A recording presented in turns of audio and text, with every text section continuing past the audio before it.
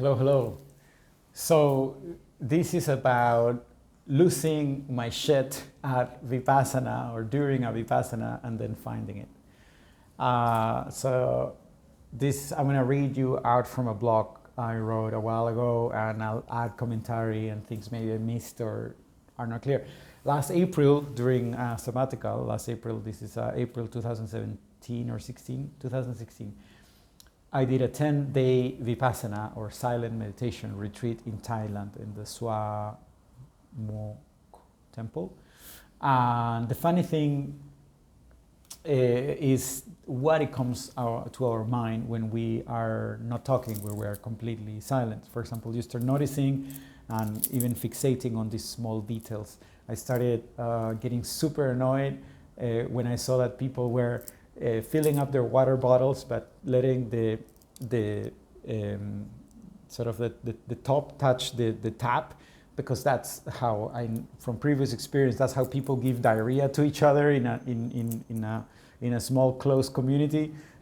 So I was obsessed. I was trying to make little signs and stuff to change that. It's like, I was getting super annoyed at hearing the sounds that people would make while chewing, and my mind was going to all these places. I continue reading. I would borderline lose it during lunch because in the silence amplified all the noises people made while eating. Same thing, munch, crunch, clump, lettuce crunching, rice mashing, the insanity driving, constant banging of metal cutlery against metal plates. And I was just like thinking, table manners, mofos. Okay, I'm gonna change. I'm gonna try to find a different spot where I can be more perfect and unannoyed by the external imperfect world around me. But after studying the situation, I just all by myself kind of thing at the outer edge of the canteen, trying to think happy thoughts, which is a reminder that energy flows where awareness goes, right? Whatever you focus on, the mind expands. So if I let go my mind, to go into all these different directions, I would become a total mental hater. I was annoyed by the cocky walking attitude of this German kid, the software developer type guy next to me who lie down instead of sitting in proper meditation pose. And I was just like, dude, we're not in a hackathon. What's wrong with you, right? I wasn't saying it. I was just thinking it. But I was really bitching full on everything around me. It was terrible.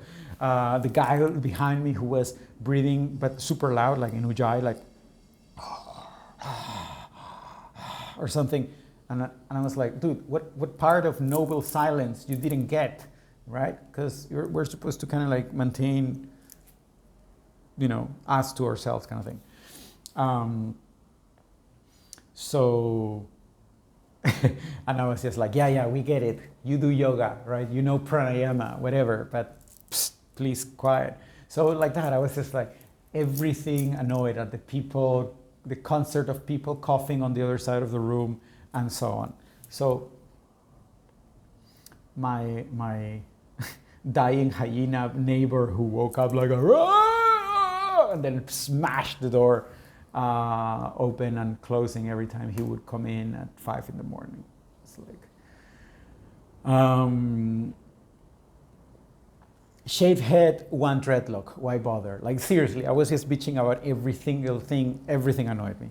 So I ended up talking to my advisor and explaining that I was having a difficult time, and this guy was just like, it's okay. The mind does that. Maybe you can let it go. Just let it go. Oh yeah, but this and that, Yeah, I understand, but maybe you can let it go. And so the advisor basically during the Vipassana, after I think the third day, you have like an optional half an hour or 15 minutes to talk about any important issue. And the answer to my important issue was always just, hey, the mind does these things. It's okay. You can let it go.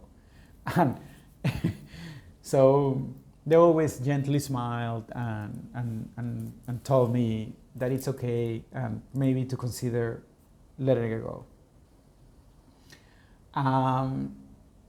So over the next few days, that really sunk in, and I realized that the problem was not them, was not the world outside of me, was not the coughing, was not the table manners, was not this banging of the doors. It wasn't anything, it was all me. It was all me, and focusing on the noises and the manners instead of focusing on myself, on my judgment, on my pickiness, on why these things are triggering. It was all me, it says. Sorry for the noise. So as I became more self-aware, I started focusing more on my thoughts and how these emotions change so rapidly, appear and disappear, come and go. So this idea of impermanence started becoming more clear. Oh, these too shall pass, right? So life is a series of transitory, ever-changing moments that go on and on and on until we die, right? And it's up to us to focus on the richness or the beauty or on the shittiness and either be in bliss or have a really crappy time. And that's when I realized, oh, okay, this is a breakthrough moment. This too shall pass. Since everything is impermanent, everything is transitory and goes away, attachments makes no sense. Oh, so I'm free. I am free. Or I was free and then I wasn't free and then I am free and then sometimes I'm not free, and that cycle is also transitory. So our teachers would say something like, nature is a system and all parts in the system are connected. So once you can let go of one thing, it becomes easier to let go of another thing. And then there's like a positive ripple effect. I was able to identify the root cause of other emotions that came up during my meditation.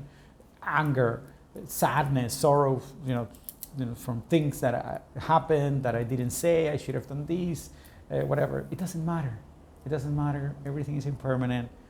If I can let go of my old grudges, I can let go of my guilt for past mistakes. If I can let go of bad decisions or bad behaviors, shame, embarrassment, anything. I can let go of memories of embarrassment, criticism. I can let go of stuff my parents did or didn't do. I'm right here, right now, and it is all good. So reality became really interesting after that breakthrough moment and learning those things, because it's crazy that we can live one life and see the glass is half full, an entirely different life with the same glass thinking it's half empty, right? And we can change our life and our reality with one thought, simply one thought. We can change our reality and we can change our mind.